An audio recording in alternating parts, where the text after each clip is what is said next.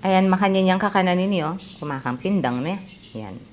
Patangkay kandut ka kitang kamyas. O, tapos subuming nasi. O, makanya niya. Kanyaman na. Mayaman niya. Heaven. Sobra.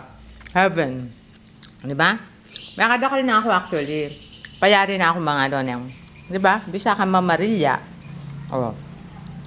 Kanan may makanyan. O. Anyaman. Makanyan yung tunay pamangan.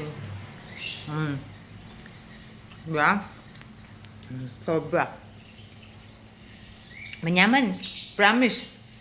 Tabalo na dang aliwali nakakanan siguro. Pero, yan. May nga nako kanya nung atsuite ya. Makata siya pabitis. Ay, nuko. Buri-buri na. Pero kaya matako na si culprit ang sugar. So, kung bisa kang masyadong manaba, masyadong bitasing sugar mo, less rice ka talaga. O lakoming rice, magadwa na kang best mag-rice. Either morning or lunch or morning na mo. O, yan o. Naman. Gambil ako marakal nasi. Ay magawa kasi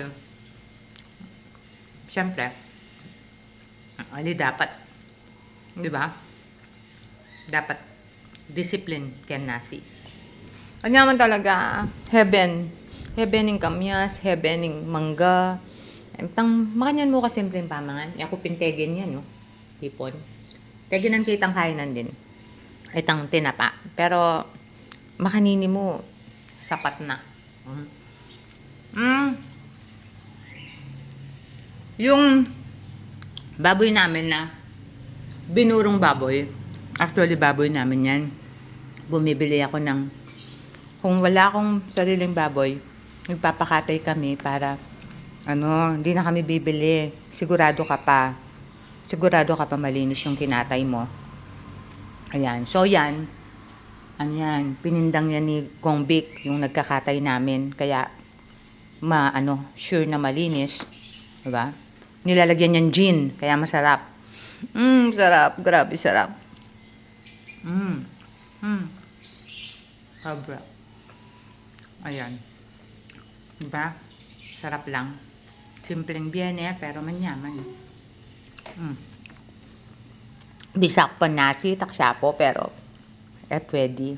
Okay na ako, Ken. Diba? Sapat niya yan. Sapat niya. Nyaman? Sorry. Gamatsura ko.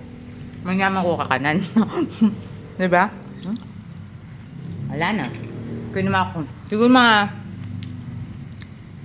8 pirasong kamyas. Kanyaman? The best. Manggamat kami makanya. The best. Try nyo.